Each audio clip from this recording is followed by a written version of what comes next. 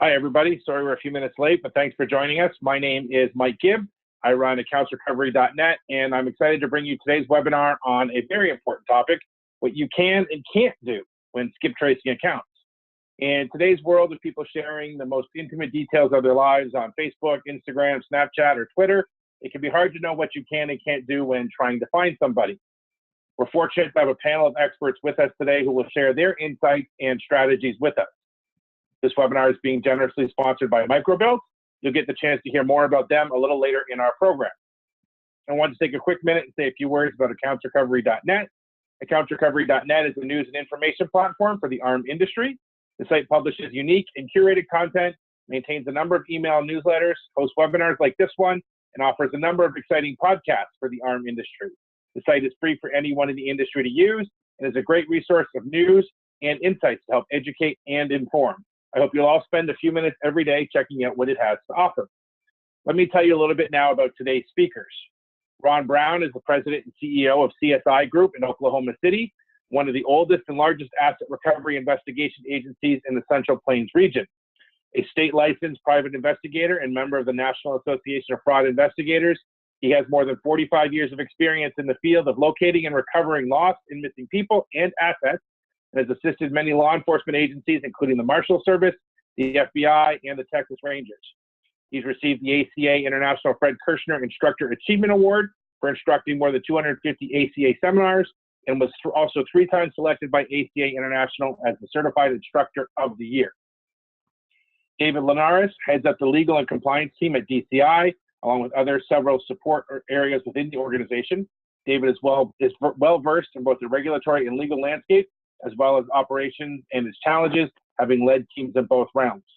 Able to draw from his experience, David develops his teams to rely on forward-thinking methodologies in order to face industry challenges head-on while adjusting to the ever-changing minefield that is the ARM regulatory landscape. Kelly Parsons O'Brien is a third-generation debt collector, having worked for the family business since 1994 when she was a freshman in high school. Kelly currently serves as president for the California Association of Collectors. Actually, she was past president of the California Association of Collectors. Sorry, I had to update that, Kelly. She's worked diligently to learn every aspect of the business in her over 23 years of Credit Bureau Associates and now Pacific Credit Services. Kelly has a passion for skip tracing, having spent many hours learning the skills of searching for people and talking to third parties to gain location information. Dwayne Wells has been at Credit Solutions LLC in Lexington, Kentucky for 8 years. For the past 5 years, he has been the trainer, and for the past 6 years, is overseeing the collections department at the collection agency. The format for today's webinar will be a discussion moderated by myself. We encourage everybody to submit questions, and we'll get to them when the webinar or the discussion has concluded. To submit a question, please enter it into the question tab on your Zoom webinar control panel. This event is being recorded, and a recording will be made available in the coming days on accountsrecovery.net. Finally, this event is an audio-only event, so if you're not seeing anything on your screen, you're not missing anything. So with that, let's begin the discussion.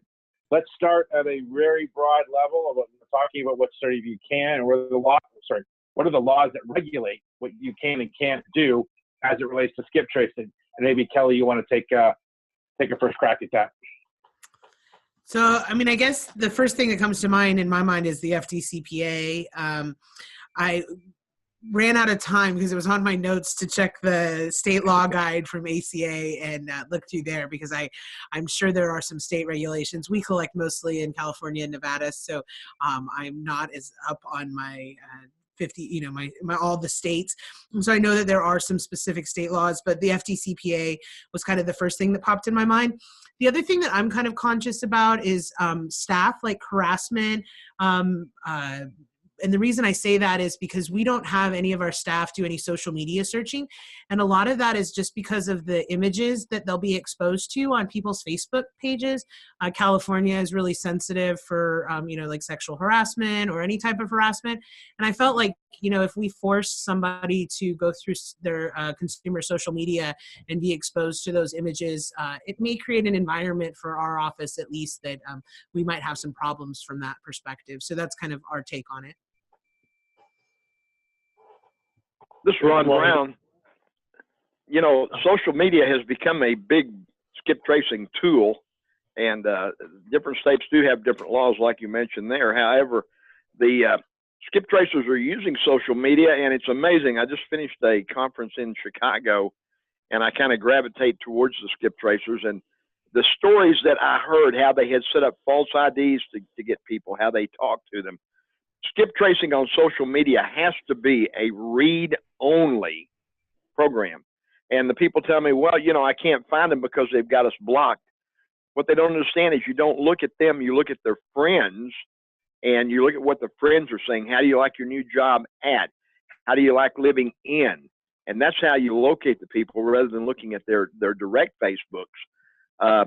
We don't seem to have a problem with it in Oklahoma or with any of the people that I've spoke to. And as I say, especially with the cyber trackers, that's become one of the biggest ways there is to find people.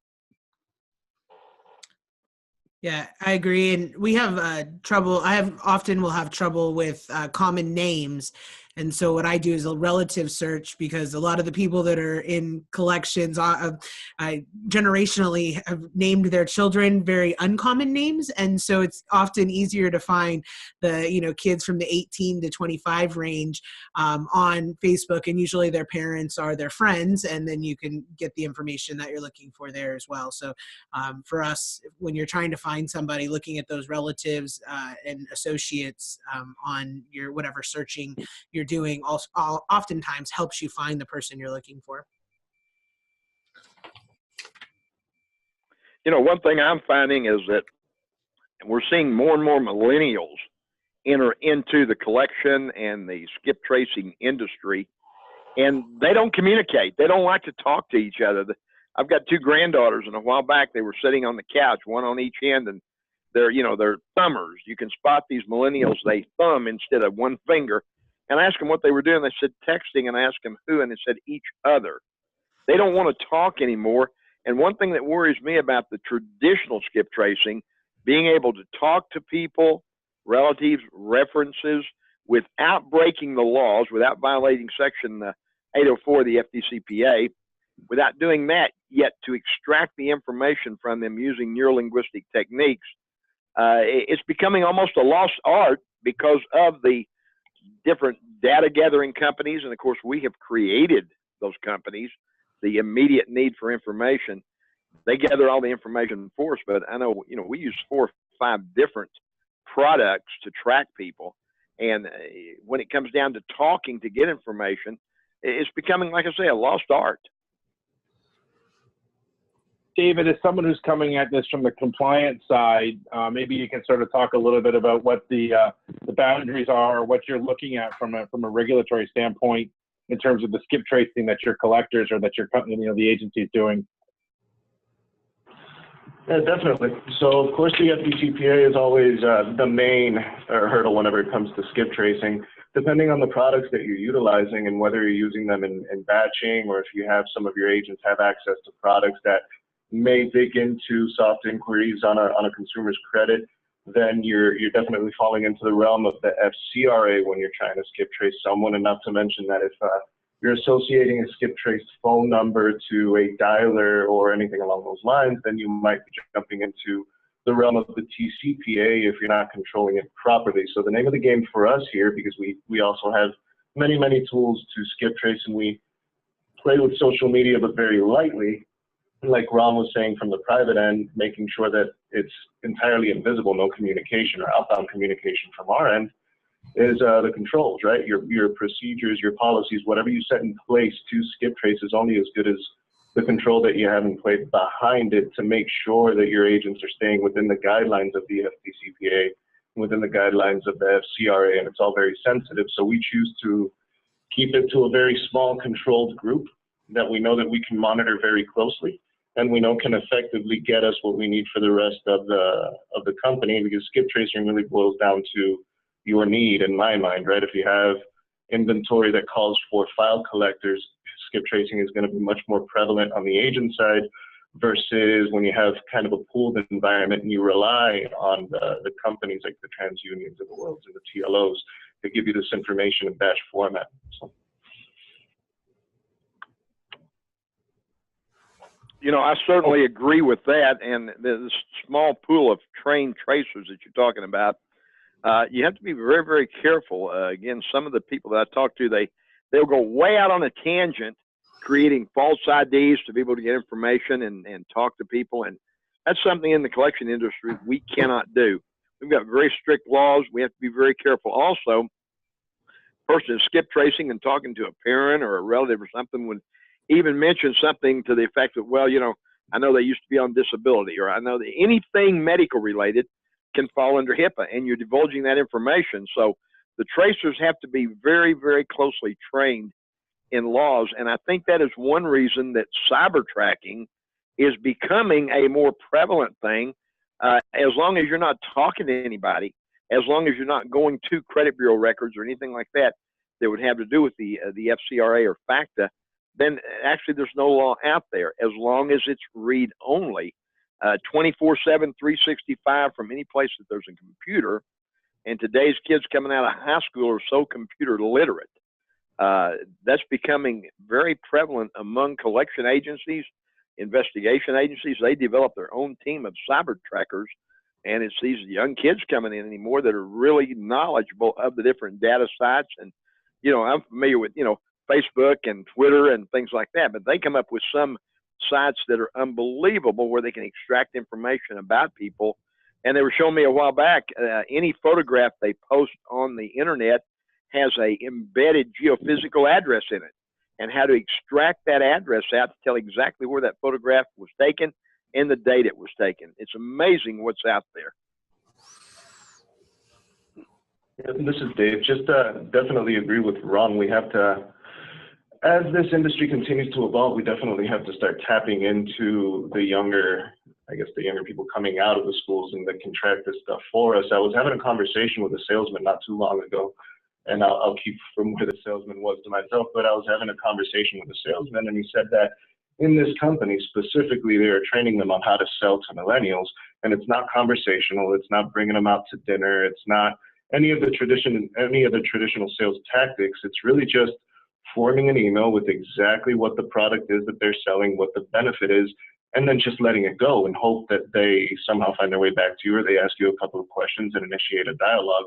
So it definitely is, like we were saying before, becoming a lost art, but there is a new art forming in how to find these. And while social media is still largely unregulated, as long as you don't have any outbound going or it's all private or visible, then it's definitely something to take advantage of. Ron, I just wanted to circle back just to sort of reinforce a point that you've made a couple of times. When you talk about read only, what you're saying is as long as you see it, it's okay, as long as you're sort of not writing anything or publishing anything or trying to interact with somebody. Is that what you mean? Yes. Yeah, so that would be it. It's, for example, LinkedIn has, it notifies anyone when you view a profile that there's an option within LinkedIn, for example, to search in private mode. So nobody would really know where that was coming from. Facebook, unless you initiate any sort of communication, then nobody would really know that you were on their page or anyone else's page. And as long as their profile is open enough to search, then you can find good nuggets of information. I find it unusual. Yeah, go ahead, Ron. Go ahead. I find it unusual. Of course, I've been an instructor with ACA International since about 1992, and skip tracing used to be one of the most requested classes there are. We're seeing fewer and fewer requests for the skip tracing class, more cyber tracking, but less skip tracing. And it just leads me to believe that the agencies today, through the access of all the data sources, the data brokers who gather the data, and then you can buy it and run either your batch search or your human search, that there's much more of a demand anymore for the cyber tracking end of it than that actual voice-to-voice skip tracing end of it.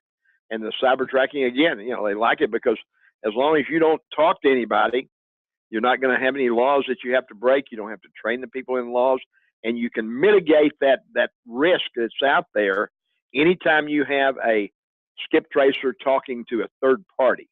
There's always the risk that they're going to break the law inadvertently. But by cyber tracking, you don't have to worry about that at all. Dwayne, wanted to get your input and get you involved in the discussion here.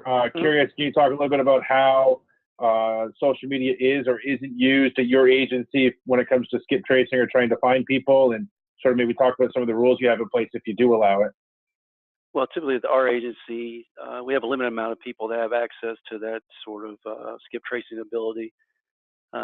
We still stick to some of the old style, making the phone calls to some neighbors nearby, especially in our department with if we're going to seek litigation. But a lot of times we stick with LinkedIn or Facebook otherwise, basically in read-only. People want to share every bit of their information out there, from whether they're cooking at night or everything, man. So you can find where they're working pretty easily through those two avenues in what we do here. Are you there? And then once you do find where someone's working, is the next step to sort of trying to initiate a conversation there, or what do you do with that information once you've got it? Yeah, we initially try to get a conversation with them at that point. And if at that point everything breaks down, then obviously we move to doing what we need to get the consumer's account taken care of in our office, whether that means through litigation or, whatever means we need to do. I also think I've had a few success stories with Yelp. It's another one that people, tell you where they're at, they tell you what they're doing. And I think that it's another kind of tip if you're looking for somebody to kind of understand what their habits are. Often tells you a little bit more about what they're doing. And of course, some of this stuff that we're talking about, I think that it really has to be balance oriented, right? So if I'm searching for a large judgment or even a large open account, the extra research and effort to find out where they're doing, we deal with, we sue quite a bit of people. So we have quite a bit of bad serves, right? So we think we know where they're at, we file a lawsuit. And so understanding kind of a little bit more about what their habit is, where's their favorite place for lunch? Like I know that they work for Kaiser Hospital, but I don't really know, what their regular habits are. And if I knew, this is where they go regularly for lunch, it might give the process server a better opportunity to get them served. That's good to know. Okay, at this point, I just want to pause the discussion for just a minute and talk a little bit about the sponsor of today's webinar, and that's Microbuilt. For more than 35 years, Microbuilt has been helping businesses assess and manage risk. They were a pioneer in the now exploding alternative credit data space, and as such have refined their products and services to deliver true business value. Over the years, Microbuilt has invested heavily in acquiring best-in-class data. They've built sophisticated systems for keeping their data fresh and accurate, and powerful predictive models for making decisions around lending, leasing, collections, and risk management. With Microbuilt, you can customize the products you need and how much you want to spend. And all of their products are provided through a single, simple access portal. Whether you're working in originations or debt collection, screening a potential hire or tenant, planning for growth, or keeping up with regulatory requirements, Microbuilt can be your partner, providing the insight and information you need to protect your business, grow your bottom line, and keep your company running smoothly. For more information, please contact Microbuilt at 1-800-884-4747 or visit www.microbuilt.com, and that's spelled MICROBILT.com, microbuilt.com. Thanks again to Microbuilt for sponsoring today's webinar. And with that, let's pick up with our discussion. David, I think was I interrupting you when I started that? I'm sorry, can you say that again? I thought I was interrupting you when I started talking a little bit about the sponsor, and I wanted to make sure that I gave you the chance to say what you had on your mind if you were going to say something. Oh, no, not at all. No, I wasn't talking. No problem. One of the things we've talked a little bit about so far is making sure things are in read-only mode. And maybe what I'd like to do is get a sense from the panel where they thought, or an example or an idea of what might be considered to be over the line when it comes to skip tracing an account.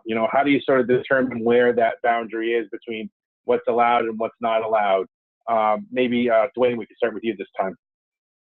Well, I think anything that we do that's not deceptive that's the toughest point is, doing things when you're speaking to people. I'm a little more old school. When I started doing this, is more of the skip tracing and actually making the phone calls to people and trying to gather that information. So not being deceptive, you know, using the correct technique, like what Ron was saying earlier, is kind of the route that I like to go. I mean, I like all the Facebook and all those type of things, but I'm a little more, I guess, old school and learned it from my mentors. That for me, that's the way that I always skip trace. It's nice to have those social media sites and those sort of things, but I'm still old school. I like making the call to people and gathering that information that way.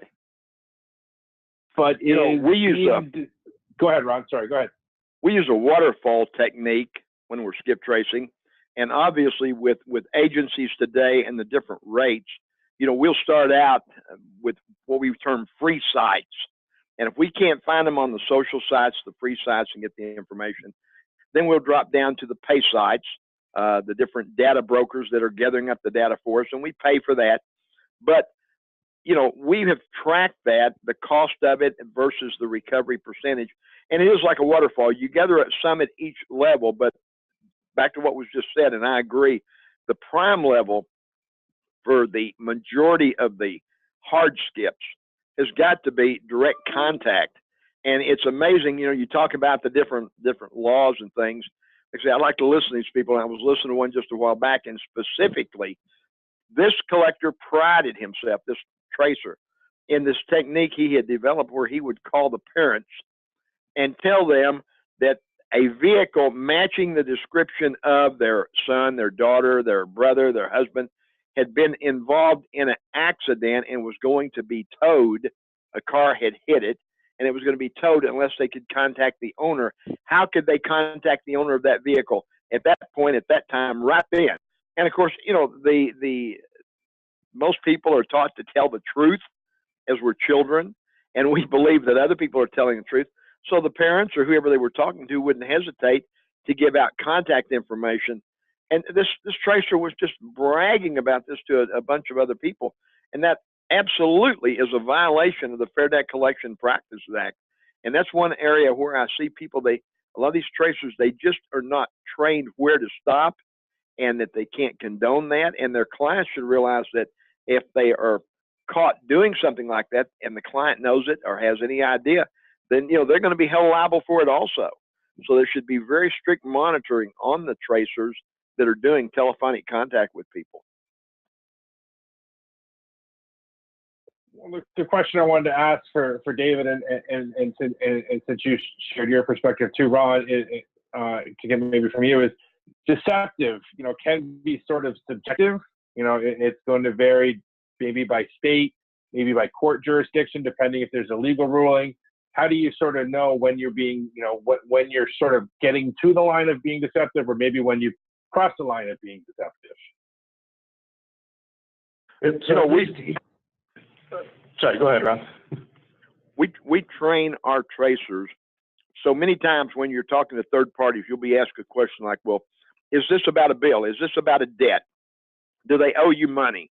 Who do you work for? And, you know, if you tell the people, I'm sorry, but under federal law, I can't give you that information, or I'm not going to give you that information, obviously, you're not going to get anything out of them at all. We teach a very advanced neurolinguistic technique there when someone says, are you calling about a bill? We repeat the question, are you calling about a bill? And then we would say something like, that's a very odd, strange, or unusual. Nobody wants to be odd, strange, or unusual. So we say, that's a very strange question. Why would you ask me that? And they will reply back to you, you know, we don't have to answer questions, but we're taught from the time we're in grade school up that we do. But they will answer that question. Well, I know that he lost his job and et cetera, or I know they moved, I know they're having trouble, I know somebody repossessed the car. And then you reply with another neurolinguistic word, just really. And the conversation moves on. You never had to answer their question. You actually gained information from them without giving them anything. So consequently, you know, that is a good technique to train your collectors, and then they're not going to be breaking law. They're not going to be saying things that they shouldn't say. That's one way that we do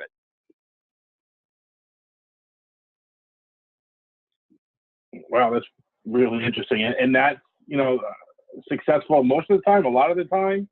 I mean, is that something that's, you know, a fairly successful strategy? I can't tell you that anything is 100% except one thing. Nothing is 100%. 90% of the time, and like I say, that's something that's an interrogation technique that we train. And I'm certainly not telling people don't answer questions, but if a question is asked that you can answer, rather than building that barrier of I can't give you that information, you just tell them that's a very strange question. Why would you ask me that? And they will answer your question, and then, like I say, you just move the conversation on. 90% of the time, at least 90%, the people never realize that you didn't answer that question.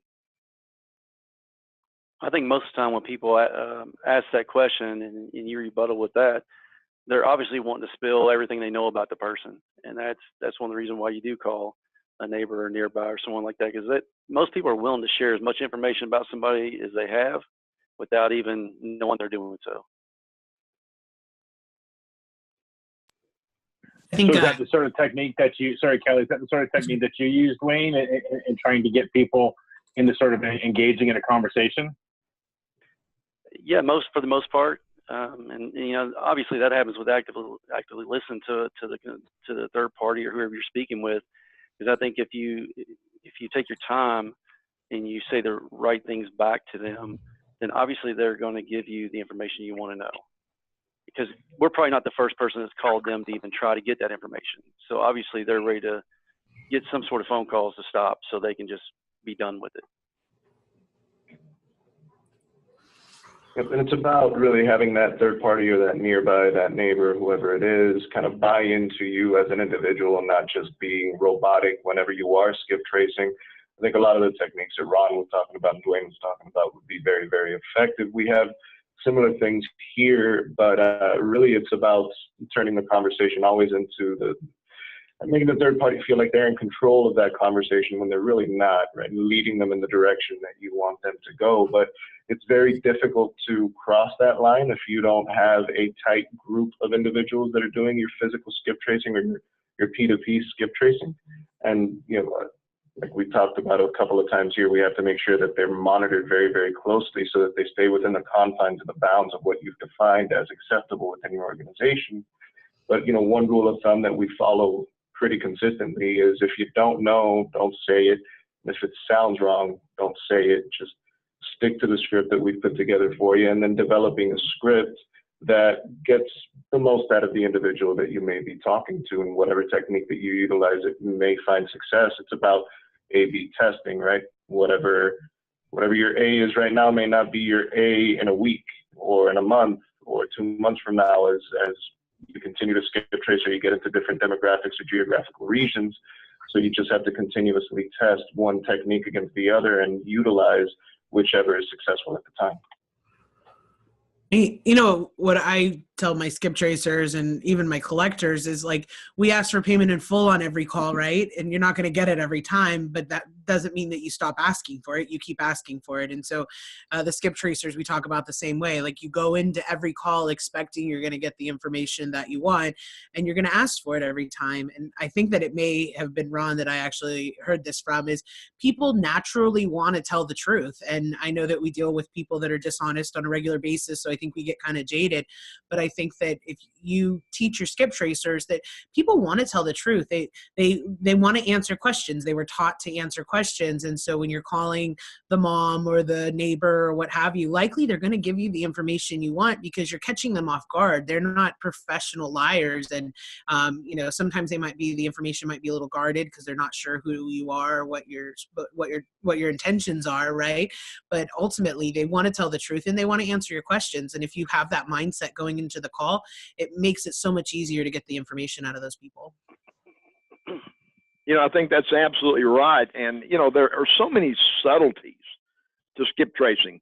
Our agency, that's what we're known for, is be able to locate people and assets. And, we find out little things like, people will give more information to a skip tracer that's name ends in IE or Y. Bobby, Mary, Judy, any name that ends in IE or Y. And so, we want to know why. It's not the people that are successful that know how, it's the ones that know why. So we track that and we started asking why. And obviously, when you give your name out over the telephone, it creates a word picture of who you are. I can be Ron, I can be Mr. Brown, and that's a word picture. I can be Ron, and that's a word picture. Or I can be Ronnie, and people will give more information to Ronnie. Why? Because it conveys the image of a young, non-threatening person. Little things like that, that just, you train your people, and they don't have to break the law. They don't have to lie. They don't have to tell falsehoods to get information from people. The people want to give the information. You just have to know how to extract it to them. And what you say there is absolutely correct. I'm sorry, I'm still trying to picture you as a Ronnie.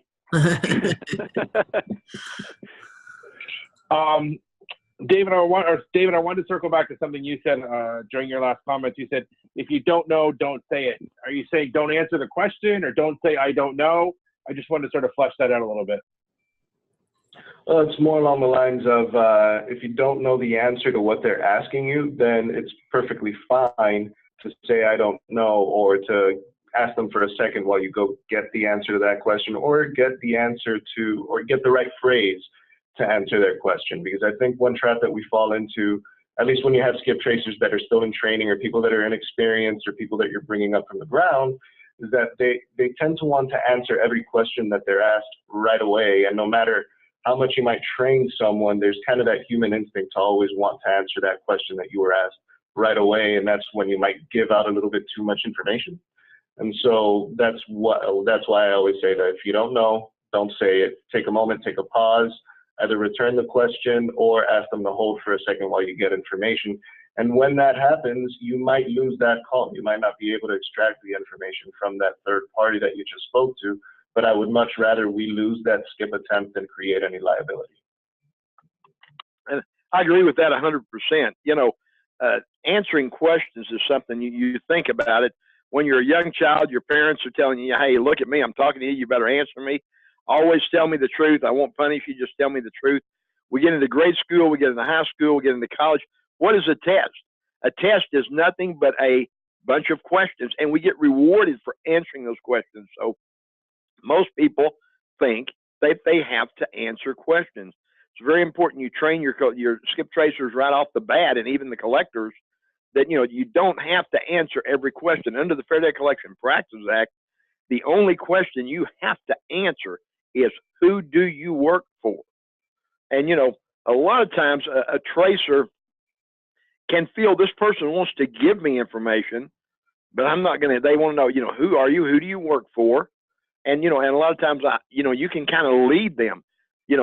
I'm sorry, but under federal law, or if you want to be a little clearer, under the Fair Debt Collection Practices Act, now they know it's about a debt. There's only certain information I can give you. I've given you my name. I've advised you this is about a personal business matter. I can tell you who I work for if you ask me. And then they're going to ask, well, who do you work for?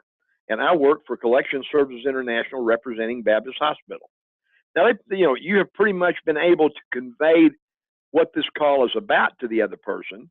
And maybe it's a parent, maybe it's, whoever. And that takes good collector knowledge and good ability to understand this is a case where I can do that. You have gone right to the line, and we talk about stepping over the line. Well, you haven't broken the law, but let me tell you, you have gone right to the fiery precipice and looked over into the flames, but you haven't broken the law. You have to be careful. And again, only very experienced collectors can use techniques like that. Only very experienced skip tracers. Otherwise, and I agree totally with what I just heard, on every one of my skip tracer and collectors field screens, CRTs, there's a little note up there that says, I'm sorry, I don't know the answer to that question. I will find out and get back to you. And we preach exactly the same thing you just heard. If you don't know 100% the answer to a question, or whether something's right or wrong, don't do it. Don't say it. That's the only safe harbor. Agree totally. Kelly, I wanted to follow up on something that you mentioned before, and also because it's the next discussion topic I wanted to bring up. That is the amount of work that should go into skipping an account. And I'm going to guess it's relative to the amount of the debt. It might be relative to the client you're working for. but I'm curious if I could get some of your perspectives about how you sort of manage that balance. So I was thinking about this, and when you asked it, and I was like, well, am I doing too much? Am I not doing enough? So we have a full-time skip tracer. We have like 15 collectors in our office, and we have a full-time skip tracer. And I was thinking about, she's averaging about 125 accounts a day. She makes about $14 an hour. So that's 88 cents every time she touches an account to do her searches. So she's updating phone numbers, addresses, maybe socials, date of birth, that type of thing. And so I'm like, well, that kind of seems like a lot. But then I thought about it. I'm like, well, along with updating all that information, she's also making sure validation notices go out. She's also checking to make sure data entry entered the right information, right? Correcting misspellings or maybe a wrong name on a document or on an account. And so for me, I felt like maybe what I should be looking at is my skip tracer also does a lot of compliance work for me, and that 88 cents an account actually is a pretty good deal for compliance check and a skip trace. So for us, when I looked at kind of what we do, she's doing more than one job and still getting through a fair amount of accounts per day. And I think you could do the automation, but I'm not going to get the compliance check, which is really important in my office.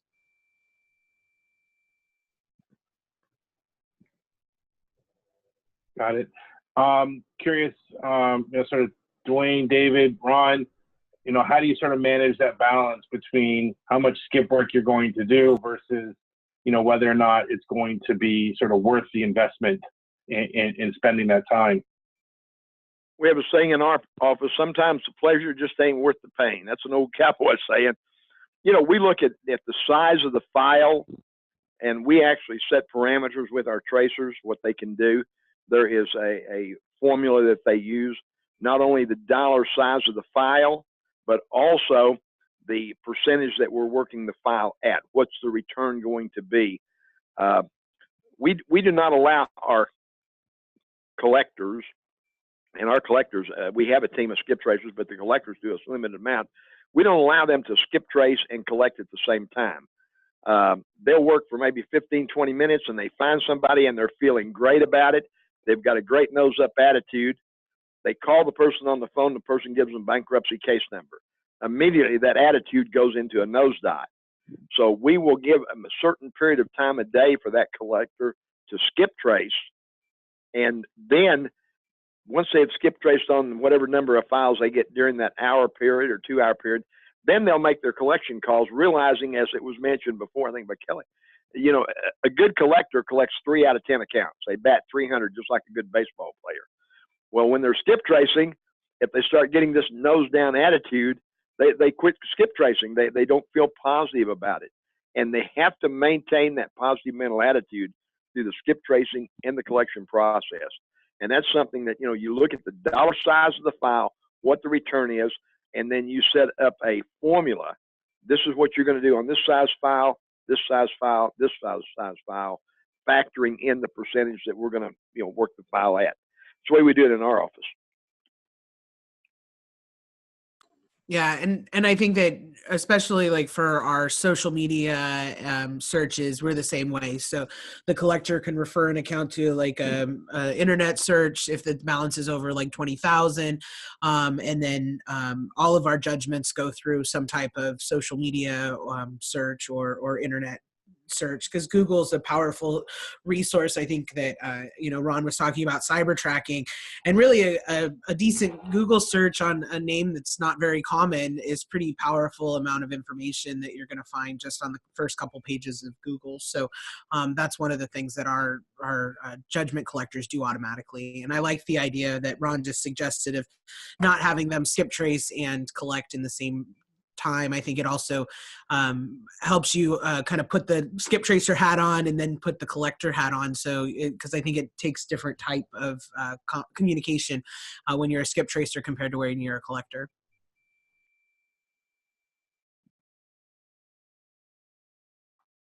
Is there sorry, go ahead.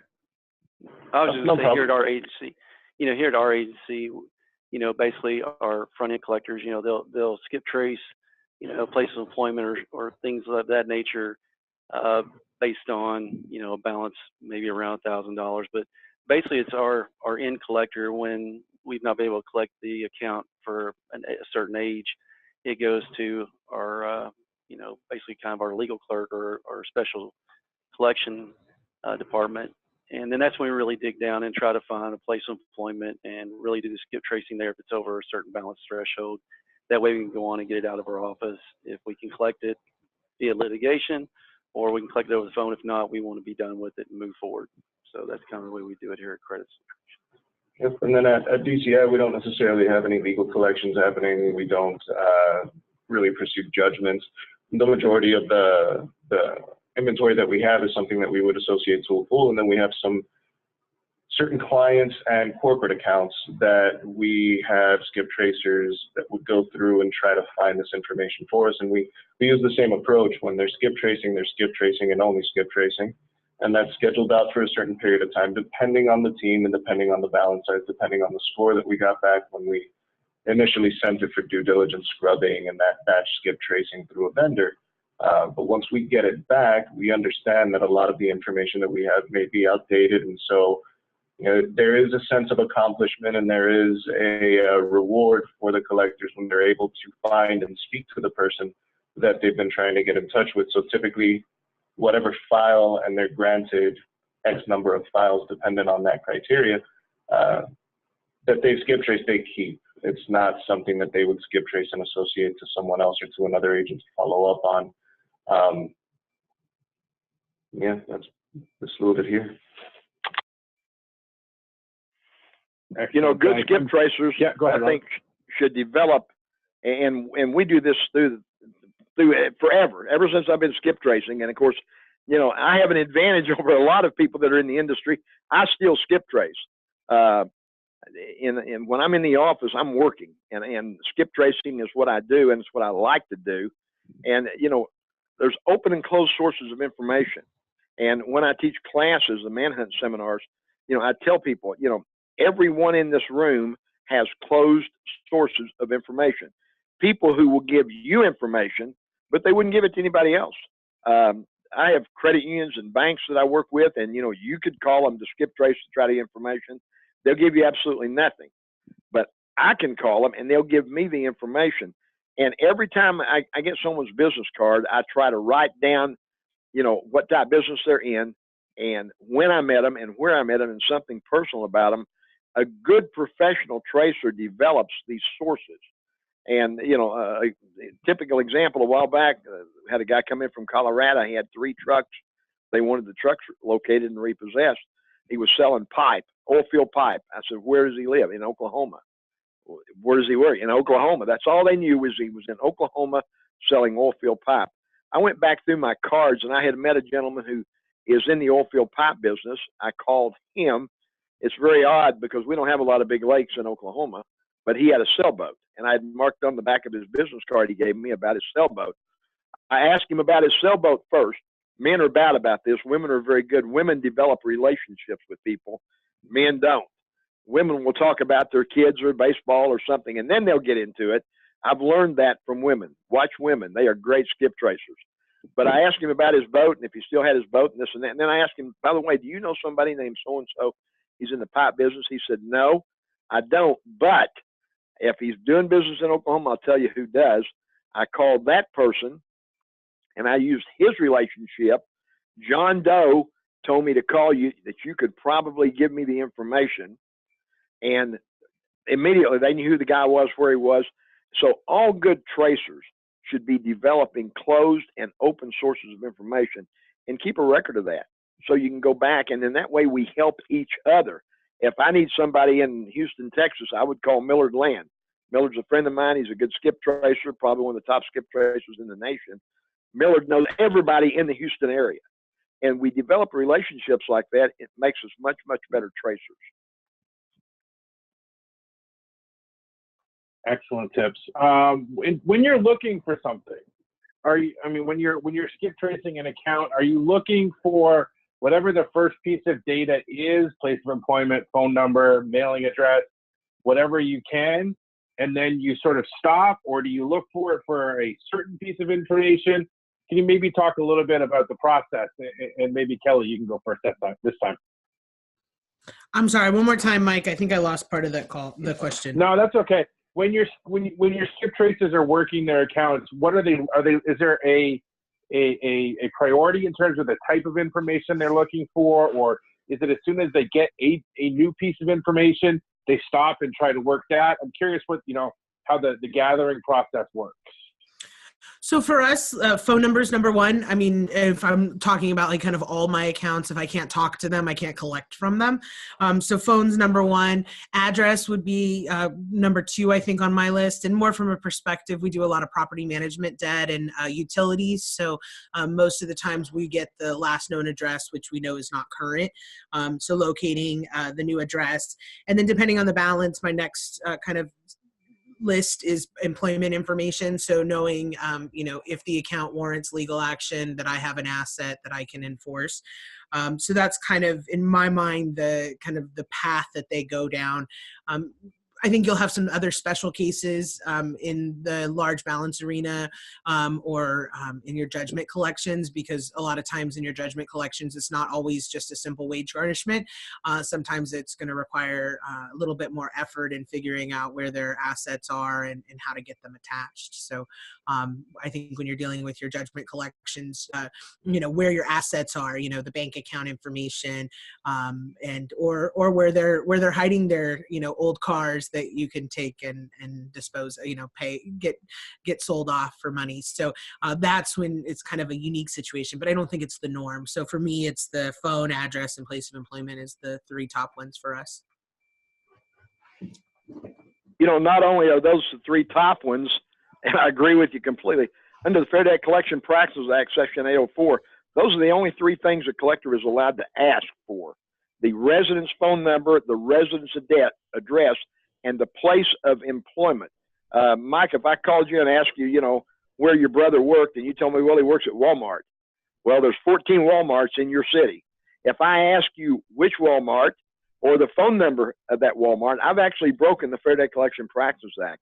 I can only ask you where he works.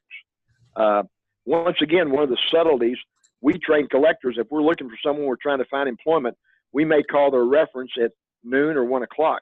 And we don't ask for the home phone number, and we don't ask for the employment number. We ask, is there a number I can reach them? In their mind, and again, it's neurolinguistic mind manipulation, it's 12 o'clock, what number can they be reached at?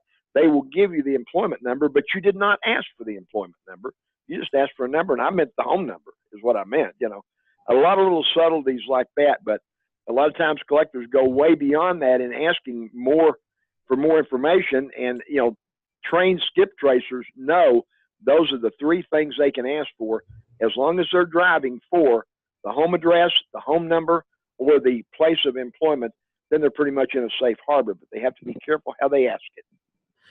And one of the things that's really difficult in new hire training is I go over location information, right? I tell them what the FDCPA says, and then I ask a group of 3 to 6 people. I say, okay, well, now raise your hand for everybody that has a home phone number. And 9 times out of 10, nobody raises their hand in the room. And so it's really difficult for them to kind of understand. You mean I can't ask for their cell phone number because that's the number that I know I need. And so we use the same thing. And I'm sure I learned it from Ron, is to ask for another number to reach them. But it's still kind of a weird concept for my new hires to kind of get in their mind that how old the FDCPA is, and that there could actually be phones hanging on a wall in a home. So. Ron, I'm curious, just to sort of because I think it was a really good tip. We were talking a little bit before about sort of being deceptive and not being deceptive. Asking, is there a number I can reach them at? That doesn't fall under that sort of on the wrong side of that line. I can tell you of no lawsuit that's ever been filed where someone asked, is there a number I can reach them? Okay. You do not have to specify can I have their home telephone number, or do you have their home telephone number? Again, as long as I do not specifically ask for anything other than their place of employment, if I ask for the employment phone number, I've broken the law. But if I'm just asking, is there a number I can reach them? I'm not asking for their employment number. I know of no one who's ever gotten in trouble for asking that, and we've been doing it since 1970. 40 years. That's the way we have skip traced, and that's the way we've trained our tracers and never had a problem with it. That's a pretty good track record. Well, we've got a few minutes left. We've got a bunch of questions that have come in from the audience. If you have a question, now would be a great time to type it in. We'll try and get to it before we run out of time. But I want to start to get to some of these questions here. The first question, in our business, when asked by a third party who we work for, we only give the initials. I thought the FDCPA said we couldn't identify ourselves. It's very clear on that, Mike. If you're using initials like our company, we can either use CSI Group. Our company actual name is Credit Service Incorporated. We were incorporated in 1935, I think, but we trade name with the Secretary of State, CSI Group, and we also trade name Collection Services International that we do our collection work from. So the collector, and that's what it says on their paycheck, and it's very important that if you're using an acronym, it's on the paycheck, because when they get you on the stand, they'll ask you, who do you work for? What does your paycheck say? Well, ours says Collection Services International /CSI Group. So if I'm talking to a third party and they ask me, who do you work for? I can say CSI Group. I'm not divulging an indebtedness. What is CSI Group? Well, we're an asset management firm. If I'm talking to the consumer, I'll say, Collection Services International. So they know exactly what it's in regards to. Either one of those are trade names registered with the Secretary of State. If you're using an acronym and it is not a registered trade name, you can get in trouble over that.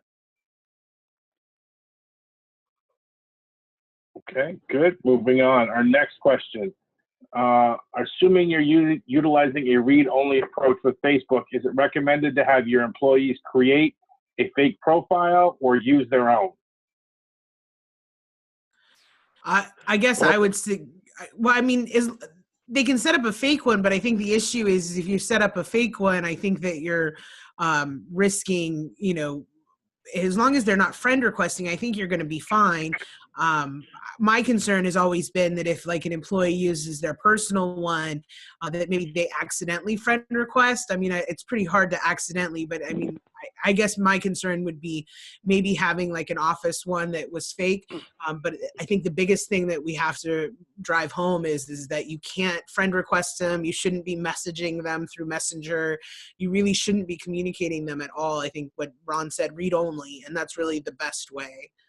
And I think one of the questions in the chat box was kind of you're against Facebook's policies and procedures or guidelines, and absolutely you are. I mean, I think that you by using Facebook as an opportunity to collect data about somebody, I think that you probably are against the guidelines, especially if you're setting up a fake one. So that I think that's something you're going to have to decide, risk reward kind of environment there. Yep, and I can tell you that where or the way that we do it here is we have kind of a business one that we utilize that we'll have our tracers log into when they're going to Skiptrace in Facebook. Something else that I've seen done before is, for example, me, David Linares, I will set up another David Linares profile that has none of my personal information in it or anything along those lines, and just utilize that profile with my actual name to Skiptrace through Facebook. That's what we do also. We set up one under my Facebook is under my name, but for occupation it shows I'm a professional hunter, which that's not a lie, is it? I am a professional hunter. We hunt the most dangerous prey on the face of the earth, man.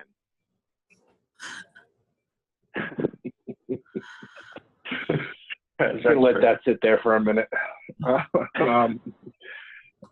Moving on, our next question. Do you have any particular suggestions for using the appropriate phrasing to ask a third party for telephone numbers, addresses, or places of employment?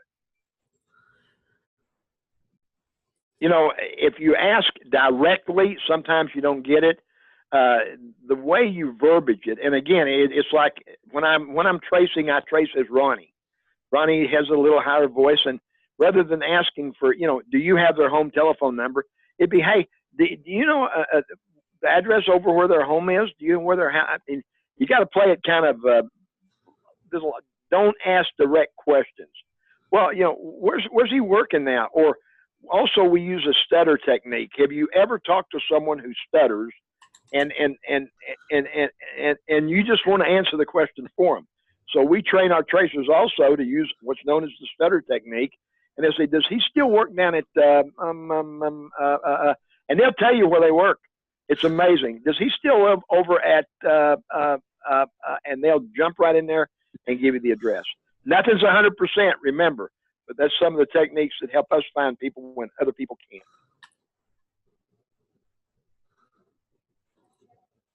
Very clever. Is there any difference in applicable regulations if you're skipping an asset rather than a person? I don't think there is. I think, if you are skip tracing, if you're trying to find the asset to seize it, basically you're doing the same thing. You got to find the person to find their asset. I certainly follow the same guidelines when I'm skip tracing, trying to locate an asset, as I do the other. If it's a commercial account, I'll follow commercial guidelines for skip tracing. If it's a consumer account, we have to follow the consumer. That's our policy here. It may be different with other agencies. Excellent. Well, we've reached the top of the hour and we're running out of time. But what I want to do before we hang up is maybe go around the room, go around the panel.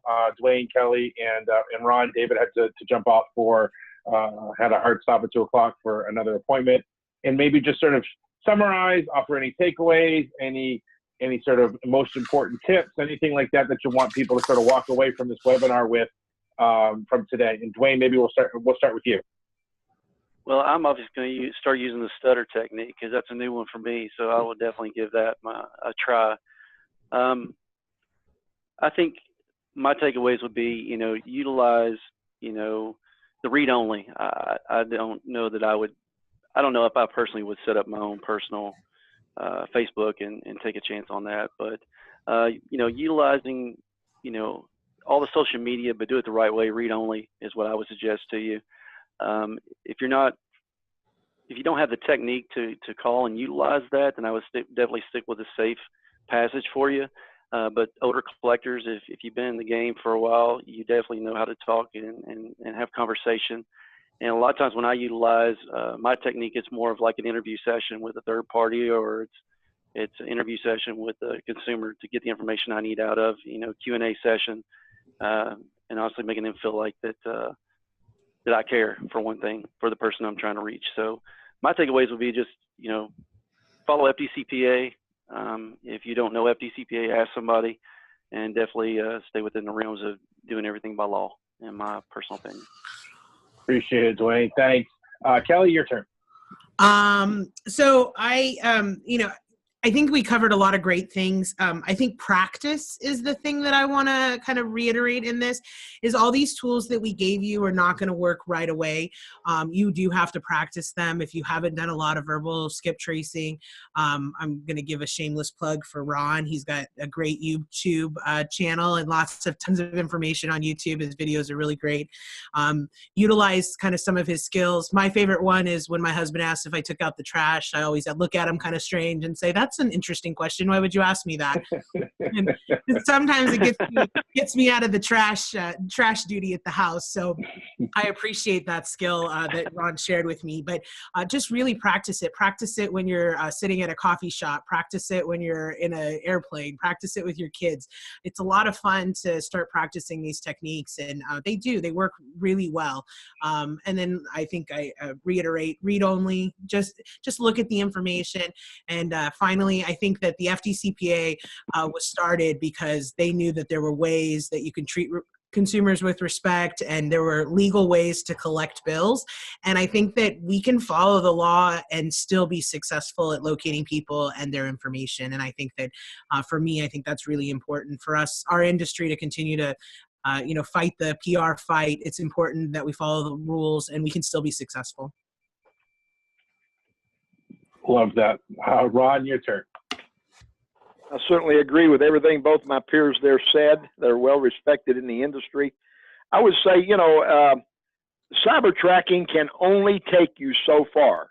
And a lot of the people that we hunt, they don't have the Facebooks. They don't have the Twitters.